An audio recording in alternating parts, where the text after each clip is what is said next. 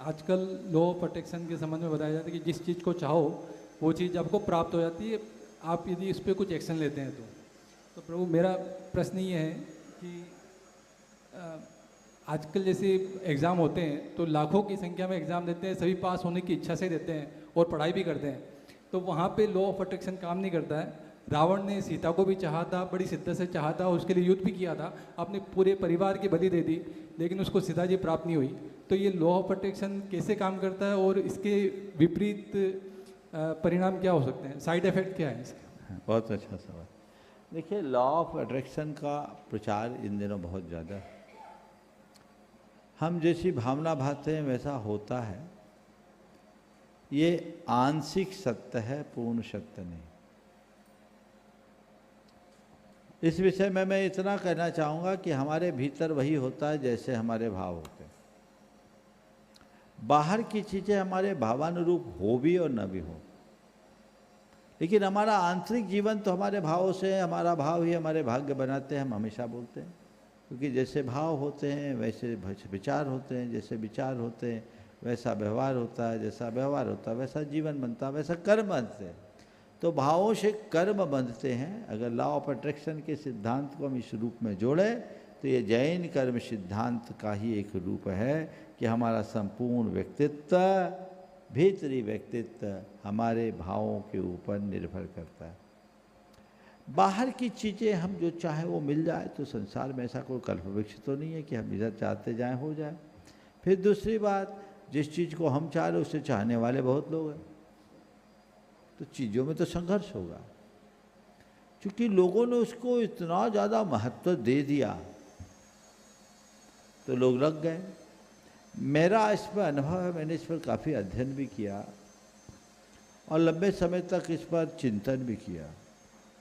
मुझे लगता है इस तरह की धारणाओं से हमारी जो भावदशा और कॉन्फिडेंस का लेवल है वो स्ट्रांग बनता है और उससे हमें ऐसे परिणाम मिलते हैं।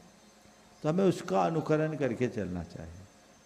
अब आप मुझसे पूछे फिर हम क्या करें, तो मैं कहूँगा कि बाहर कुछ चीज़ों को आकर्षित करने की जगह खुद को भीतर से समृद्ध बनाने का प्रयत्न कर लो, सारा संसार तुम्हारे चरणों में आ जाएगा। लोग खुद को बाहर से भरना चाहते हैं। मैं इसे कहता हूँ कि भीतर उतरो, बहुत भरा हुआ है, कुछ भरने की ज़रूरत ही नहीं। क्यों बाहर से भरते हो? बाहर से भरोगे खाली ही होगे, भीतर से भरो तो फिर भरना शेष नहीं बचेगा। इसलिए लॉ ऑफ अट्रैक्शन को आप अपनाइए, आंशिक सत्य मानकर उसे सार्वभौमिक और सार्वकालिक सत्य मानने की भूल मत करना। संजय रूबी जी सेठी गोमिया गुणायतन ट्रस्टी गुरु चरणों में अपना प्रश्न करें। आज तैयार रहेंगे महेंद्र जी जैन भूसा वाला पूरा परिवार बंडा से। नमोस्तु गुरुदेव, नमोस्तु नमोस्तु नमोस्तु।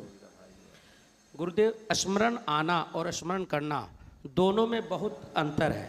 अगर कुछ स्मरण आ जाता है तो उसे योग्य जन माना जाता है और ज़बरदस्ती स्मरण करना कसाय जन माना जाता है। योग जन में कम आश्रय होता है और कसाय जन में ज़्यादा आश्रय होता है। तो गुरुदेव, मेरा प्रश्न है कि ये योग जन और कसाय जन क्या है और ये इसमें किस तरह से आश्रय होता है? निश्चित रूप से आपने किसी ग्रंथ से पढ़ा है। जी। स्मरण करना और स्मरण आना, ये दो चीज़ें हैं। ये हमारे अंदर की इच्छा पर निर्भर करता है। कोई चीज़, कोई घटना घटी और वो हमारी स्मृति में उभर कर आ गई, ये स्मृति है, ज्ञान का विषय है। इसमें हमारा कोई खास इष्टानिष्ट संकल्प विकल्प नहीं जुड़ा, तो स्मरण हुआ और काम खत्म।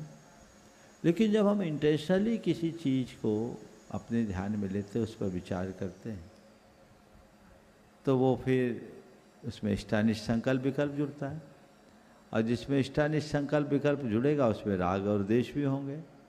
राग और द्वेष होंगे तो बंध होगा ना। तो योग जन यानी सहज और कषाय जन यानी बुद्धिपूर्वक। तो सहज होने वाले कर्म का बंधन प्रगाढ़ नहीं होता, कषाय प्रेरित कर्म प्रगाढ़ होता। नमोस्तु गुरुदेव।